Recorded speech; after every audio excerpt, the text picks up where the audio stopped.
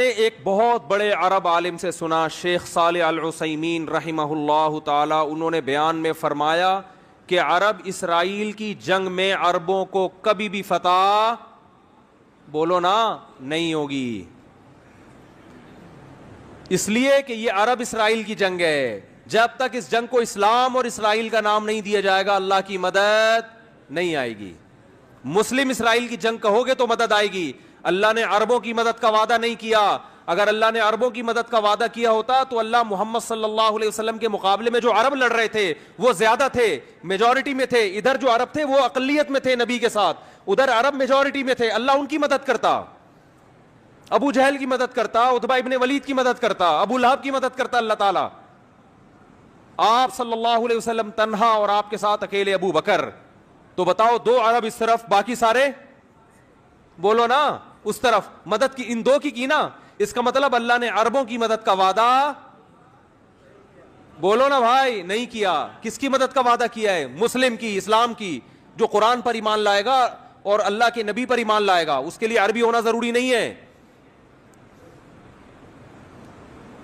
تو اسلام کی جو دعوت ہے وہ کسی قوم کے ساتھ خاص نہیں ہے۔ مجھے وہ حدیث بڑی پیاری لگتی ہے، حضرت سلمان فارسی رضی اللہ تعالی عنہ، جو فارس کے تھے، پرشین تھے، فارسی بولتے تھے، جب ایران پر مسلمانوں نے حملہ کیا ہے، حضرت عثمان کا دور تھا غالباً، حملہ کہاں ہو رہا ہے؟ ایران پر، اور حملہ کرنے والے بڑے بڑے صحابہ، بڑے عشرہ مبشرہ میں بھی اکثریت اس جنگ میں موجود، کمانڈ کرنے والے سلمان فارسی۔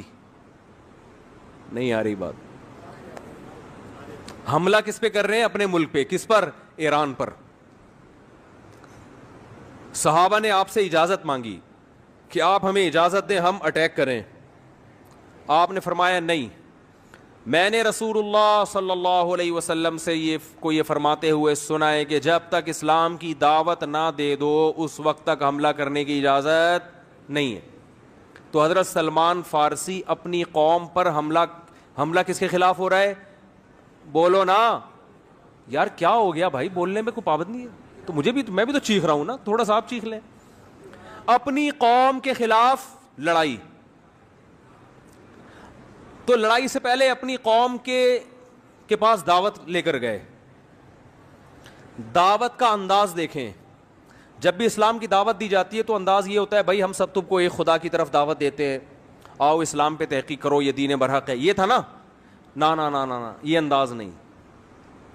اس وقت جو اسلام کی سب سے بڑی خوبی تھی نا، اس کو ہائی لائٹ کیا کہ اس کے بعد بھی اگر اسلام سمجھ میں نہیں آ رہا تو پھر تمہاری سمجھ میں نہیں آئے گا۔ وہ خوبی یہ ہے کہ یا اہل فارس، اے اہل فارس، انا رجل منکم، میں تمہاری قوم کا آدمی ہوں۔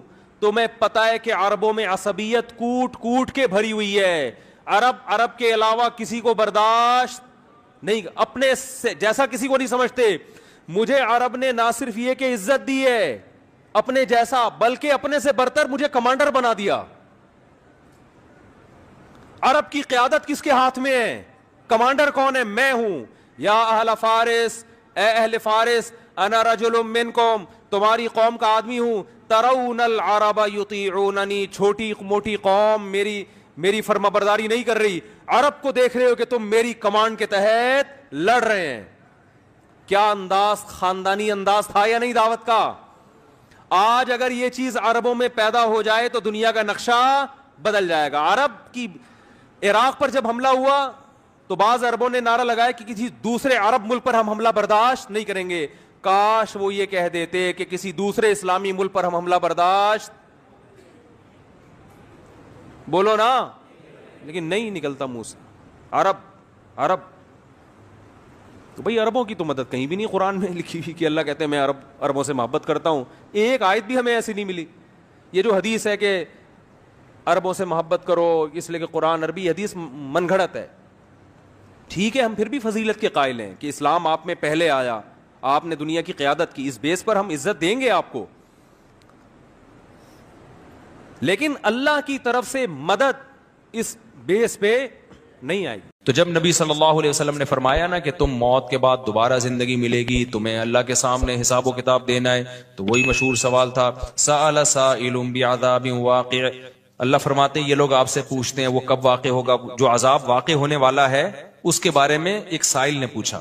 اللہ فرماتے ہیں واقع کب ہوگا یہ تو میں نہیں بتاؤں گا، میرا اصول ہی نہیں ہے کہ میں قیامت کا علم بتا دوں، لیکن اتنی بات ہے للکافرین لیس لہ دافع، جو بھی اللہ کا منکر ہے، اللہ کو نہیں مانتا، اللہ کے حکام کو فالو نہیں کرتا، جب وہ عذاب آئے گا تو دنیا کی کوئی طاقت اس عذاب سے ان کو بچا نہیں سکے گی۔ تعرج الملائکۃ والروح الیہ فی یوم کان مقدارہ 50,000 سنہ، 50,000 سال کا ایک دن ہوگا۔ کہیں 1,000 سال اللہ نے ذکر کیا میدان حشر کے بارے میں، کہیں 50,000 سال۔ تو علماء نے بیان کیا یہ لوگوں کے حالات کے حساب سے ہوگا، یہ ٹائم کے جو یونٹ ہے نا یہ ہر ایک کے حق میں مختلف ہوتے ہیں۔ دیکھو جب ہم پیدا ہوئے تو ہم کائنات کو بننے کے اربوں سال کے بعد پیدا ہوئے ہوں گے نا، تو کیا ہمیں انتظار کرنا پڑا؟ بولو نا کیا ہو گیا؟ اگر ہمیں اللہ انتظار کرواتا، ابھی تم عالم ارواح میں ہو، 1 ارب سال کے بعد تمہارا نمبر آئے گا، تو میں تو بوریت سے مر چکا ہوتا۔ کیا خیال ہے بھائی؟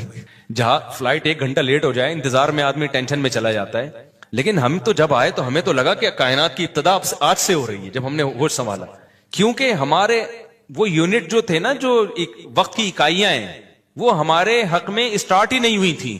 تو اسی طرح مرنے کے بعد جو مردے کے لیے جو ٹائم کے یونٹ ہے نا وہ چینج ہوتے ہیں، ورنہ جو مردہ بیچارہ 20,000 سال پہلے دفن ہوا ہے وہ تو قبر میں کوئی عذاب نہ بھی ہو رہا، وہ تو پڑے پڑے ہی بور ہو گیا ہوگا کہ اللہ قیامت لیا، میں تو ٹینشن میں آ گیا ہوں، 20,000 سال ہو گئے مجھے۔ تو اس کو تو ایسا نہیں لگے گا کہ 20,000 سال ہو گئے، وہ جب دوبارہ اس کو اللہ تعالیٰ اٹھائیں گے تو نیک لوگوں کو تو لگے گا ابھی ہم سوئے تھے اور ابھی ہمیں کسی نے آ کے اٹھا دیے۔ جیسے گہری نیند میں جب انسان سوتا ہے کئی گھنٹے بعض دفعہ سوتا ہے، کوئی آ کے اٹھائے تو اس کو لگے گا یار ابھی تو میں سویا تھا، ابھی آپ نے اٹھا دیا ہمیں۔ تو سوتے ہوئے آدمی کے ٹائم کے یونٹ الگ ہوتے ہیں، مرنے